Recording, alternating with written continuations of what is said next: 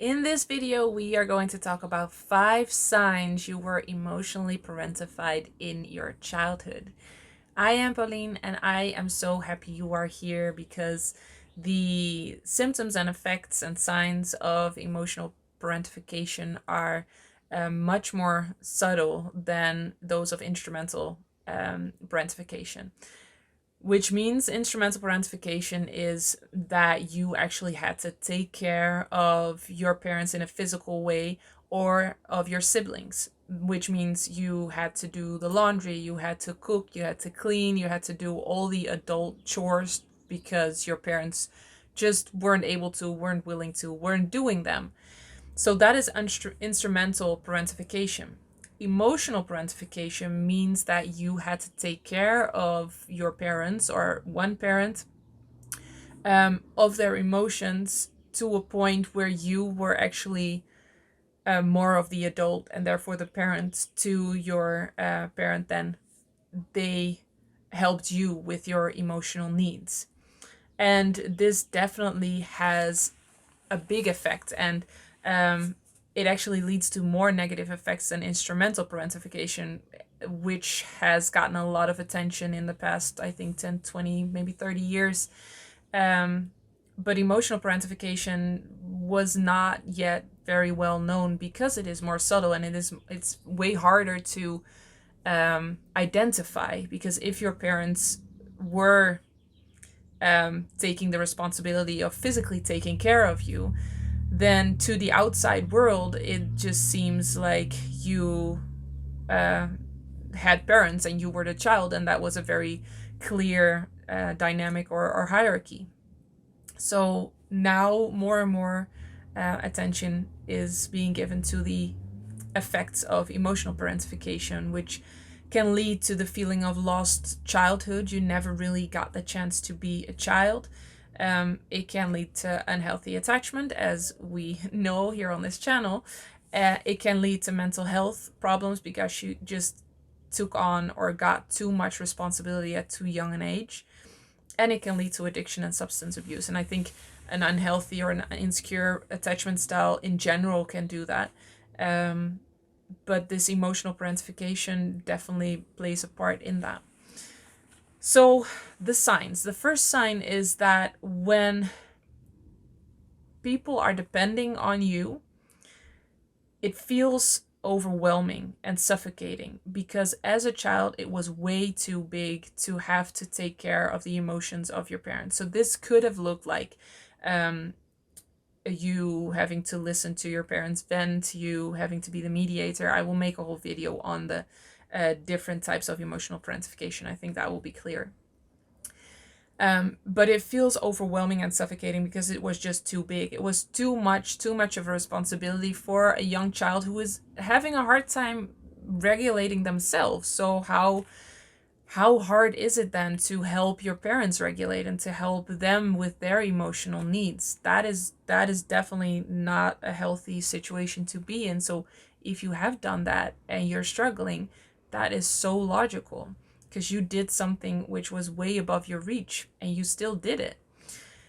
Then the second sign is you hate taking care of others, or you take care of everyone around you, but with resentment, because that's the only way you know to get love. So either you hate it and you just don't want to do it at all. You'd rather have your partner not have any needs. So this leads to some fearful avoidance, choosing partners that completely suppress their needs and are in the savior role and saving you, so that finally all the attention is on your needs and not on their needs. But in the end, that's not sustainable and not a healthy dynamic, because everybody has needs. Your partner has needs too. But for an unhealed, fearful avoidant, especially if you haven't healed this specific part, it can feel very threatening if your partner has needs, because that feels like, oh, now I have to completely take care of them and their needs, their emotional needs. So you either hate taking care of others and then you choose a partner who doesn't seem to have any emotions or needs, Or you do take care of everyone around you, but it is building resentment inside of you. You don't want to do it, but you see no other way because this is the only way you know of to get love, to feel loved. Then the third sign is you feel way too responsible for other people's emotions and problems. So whenever somebody is struggling, it feels like either that's your fault, even though you had nothing to do with it, but at least it's your responsibility to fix it or to solve it or to help this person be happy again. And it's almost like you can't rest until that person is happy. And that, of course, is just perpetuating that cycle or that pattern of taking way too much responsibility on your shoulders and feeling overwhelmed in the process. So other people's emotions are their responsibility. It is never your responsibility to take care of other people's emotions, or to take responsibility for other people's emotions. They are the ones that need to ask for help, and then you can choose to give that, but it's never your responsibility. That's just not a healthy dynamic to have. And of course, in a relationship, we want to be there for our partners, but we can't demand partners to emotionally take care of us when we can't do that ourselves.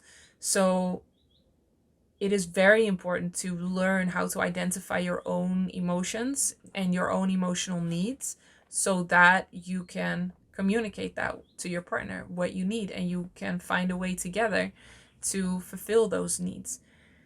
But feeling that responsible for other people's emotions feels like the weight of the world is pressing down on you, and it makes it much harder to have friendships, to be in social settings, to have people around you, because you are constantly just taking care of everybody's emotional needs. And when people seem to be unhappy or have an emotion that feels threatening or overwhelming for you, you start to panic and start to get anxious, and you can't rest until that person feels happy again. So you either fix or you just feel anxious until that person is okay again. And it will liberate you so much to really experience and feel that it is not your responsibility. It is okay if somebody is having a hard moment, a hard time, and you can hold space for that. You can be in their presence and be there with them, but you don't have to fix it. You don't have to take that responsibility fully on your shoulders. And people who have been emotionally parentified in childhood just see that as, well, duh, of course I have to do that because that's what you did for your parents. Then insecure people seeking for validation can trigger rage. That's another sign you are emotionally parentified. If you just get so triggered by insecure people who seem helpless is probably the best word, seeking for validation, seeking for help, and feeling like they can't help themselves, that can trigger rage. So also this can go two ways. If you hate taking care of people, that will trigger rage. If you are used to taking care of people, that will trigger resentment. You will still maybe take care of them, but it will cause a feeling of resentment inside of you. So maybe you've noticed this, that when you meet insecure people or when people become insecure around you, that triggers you and you had no idea why. It can also be the trigger of people are not allowed to be weak. That is just a reason for rejection. But this is also a reason why you get triggered by insecure people, that you just can't handle it if somebody can't help themselves, because it feels like then you have to do it, and you kind of lose yourself in that, because that's what you felt like when you were a child. I have to take care of my parent completely, and then my needs don't matter anymore. And that's a very unsafe feeling to have as a child, to feel like my needs just don't matter anymore at all. I just have to be there for my parent.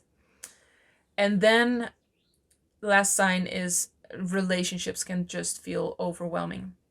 So this can also definitely be a dismissive trait, where when you think about relationships, it just feels like, oh, it's too much, it's suffocating. You want freedom, you want to be able to be on your own, because what you've learned is that you can't meet your own needs or relax when you are in relationship, because you were always taking care of that other person, and that other person was asking way too much from you and you weren't allowed to say no. So then you kind of lose yourself in a relationship, your own sense of self, which means that you'd rather be on your own or free than in a relationship, because it feels like that's just suffocating and overwhelming. You don't really feel any of the good things in a relationship, the nurture, the support, the love, the togetherness, the connection, because all of that is clouded by this overwhelming sense of suffocation, that you just have to be there for the other person, and all you are is someone that is in service to the emotional needs of your parent. So when relationships feel overwhelming, this is a sign of that you were emotionally parentified in your childhood. So I will make a video also on 5 types of emotional parentification, so you know what that might have looked like in childhood. So now you may think, oh wait, I recognize this, and maybe you weren't aware of it. But then in the next video, I will talk about what that probably or maybe looked like when you were younger and how that came to be. All right, I hope this was valuable to you. Let me know in the comments below. As always, I am so happy you are here, and I will see you in the next one. Healed and Happy is a tailor-made online program where me and my team personally guide you through healing the roots of a fearful avoidant attachment style.